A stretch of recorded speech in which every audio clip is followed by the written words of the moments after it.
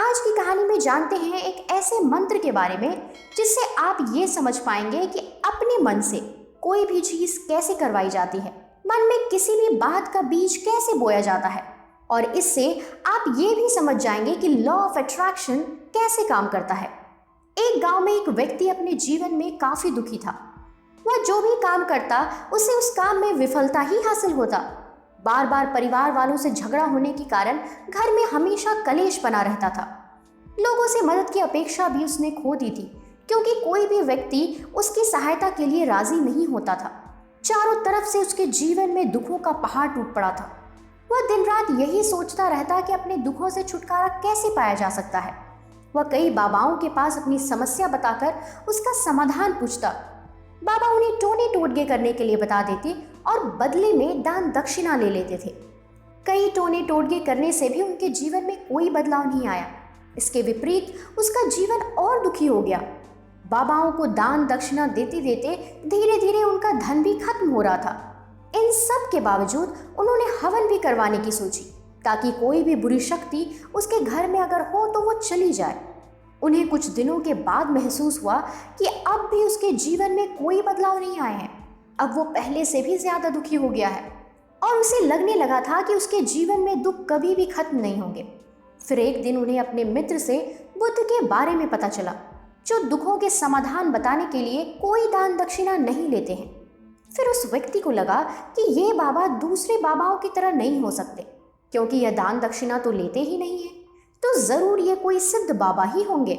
और यही सोचकर वह बुद्ध के पास पहुंच गए। बुद्ध उस व्यक्ति को देखकर समझ गए कि वो अपने जीवन में बहुत परेशान है। उसे संबोधित करते हुए बाबा ने पूछा, हे पुरुष, आपका मेरे पास आने का क्या कारण है? उस व्यक्ति ने अपने सारे दुखों की व्यथा बुद्ध को कह सुनाई। फिर बुद्ध ने महसूस किया कि यह व्यक्ति अपने जीवन में बहुत दुखी है। बाबा ने उसकी बात सुनकर कहा कि हे पुरुष, यहाँ से जब तुम अपने घर लौट रहे होगे तब रास्ते में अपने मन में ये दोहराते जाना कि मैं सुखी हूँ, मैं सुखी हूँ, मैं सुखी हूँ। और हाँ, याद रहे कि जुबान पर यह नहीं आना चाहिए, ये सिर्फ मन में दोहराना है। ये सुनकर उस व्यक्ति ने कहा, बाबा बस इतनी सी बात, ये तो मेरे लिए चुटकियों के खेल जैसा है। और वो व्यक्ति वहां से उठकर जाने लगा। लेकिन जैसे ही वो जाने के लिए कदम रखा, पीछे से बुद्ध ने बोला कि बस एक बात का ध्यान रहे कि जब तुम इस मंत्र को अपने मन में दोहराओगे तो तुम्हारे मन में बंदर के विचार नहीं आने चाहिए, बंदर का ख्याल भी नहीं आना चाहिए, तो ही ये मंत्र सिद्ध होगा।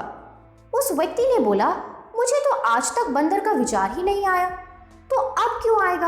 आप चिंता मत करिए बाबा, मैं बस अपने मन में यही दोहराऊंगा कि मैं सुखी हूँ, मैं सुखी हूँ, मैं सुखी हूँ। ये कहकर वह व्यक्ति वहां से चल दिया। वो अपने मन में मैं सुखी हूँ, मैं सुखी हूँ, मैं सुखी हूँ दोहराता हुआ थोड़ी दूर ही चला था कि उसके मन में अचानक से बंदर का ख्याल आ गया। बंदर का ख्याल आया और फिर चला भी गया। लेकिन फिर उस व्यक्ति ने सोचा कि आज तक मुझे बंदर का कोई विचार नहीं आया, ये आज बंदर का विचार कैसे आ गया? और ऐसे करके उसने उस बंदर के विचार को पकड़ लिया।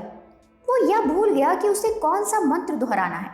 अब थोड़ी देर बाद उसे फिर से होश आया, तो वह फिर से वही मंत्र दोहराने लगा जो बुद्ध ने उसे बताया था, मैं सुखी हूँ, मैं सुखी हूँ, मैं सुखी हूँ। लेकिन अचानक से उसे एक बंदर दिखाई दिया और ये देखकर उसके मन में फिर से बंदर का विचार उठ गया और वह अंदर से उस विचार को बाहर फेंकना चाहता था। वो चाहता था कि किसी तरह उसके अंदर बंदर का विचार ना आए, लेकिन उसे सामने बंदर ही दिखाई दे गया।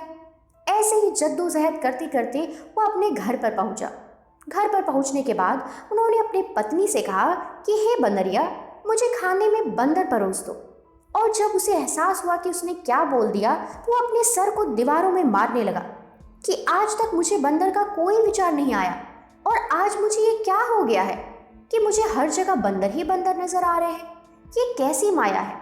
यही सोचकर उस व्यक्ति को रात भर नींद नहीं आई और सुबह उठकर सीधे बुद्ध के पास पहुंच गया और उनके चरणों में गिरकर कहा कि बाबा, आज तक मुझे बंदर का कोई विचार नहीं आया, लेकिन जब से आपने कहा है कि मुझे बंदर का विचार नहीं आना चाहिए, तब से मुझे हर जगह बंदर ही बंदर नजर आ रहे हैं। उसने कहा, अभी भी मुझे आपके पीछे पेड़ पर बंदर केले खाते नजर आ रहे हैं। ये कैसी चमत्कार है? बाबा हंसने लगे। उसने कहा, हे पुरुष, मण का जाल एक ऐसा जाल है जिसे समझ पाना इतना आसान नहीं है। बंदर तो तुम्हारे रास्ते में पहले भी आते थे। जब तुम मेरे पास आए थे तो इन्हीं पेड़ों पर यह बंदर घूम रहे थे, लेकिन तब तुम्हारे ध्यान में यह बंदर नहीं था। तब तुम्हारे ध्यान में सिर्फ अपने दुख थे। इसके बाद बुद्ध ने उसे बताया कि हम जिस चीज से दूर भागना चाहते हैं वही चीज हमारे मन में बहुत गहरे तरीके से प्रविष्ट हो जाती है। वह हमारे अंतःमन में समा जाती है।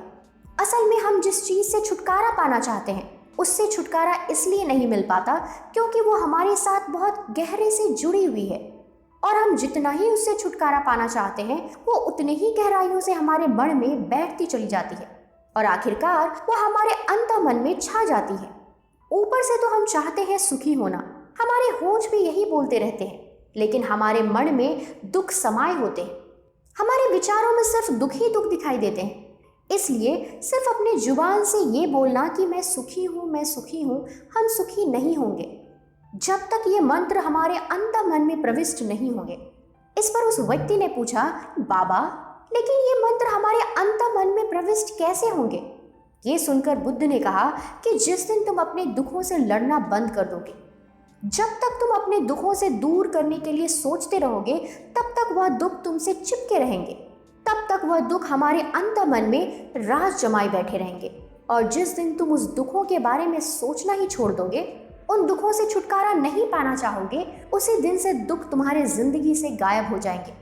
क्योंकि किसी भी चीज से छुटकारा पाने के लिए हमें उस चीज के बारे में सोचना पड़ता है, और हम जितना उस चीज के बारे में सोचते हैं वो उतनी ही गहराई से हमारे मन में प्रविष्ट होती चली जाती है।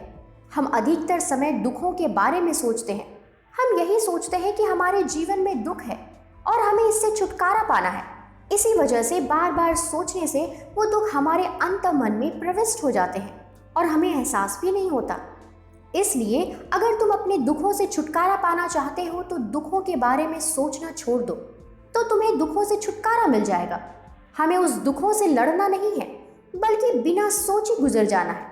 और अगर इस मंत्र को हम समझ लेते हैं तो हम अपने जीवन में जो भी पाना चाहते हैं उसे अपने अंतःमन में डाल सकते हैं, और एक बार लक्ष्य हमारे अंदर बैठ जाता है तो सफलता पाने में कोई समस्या नहीं आती है।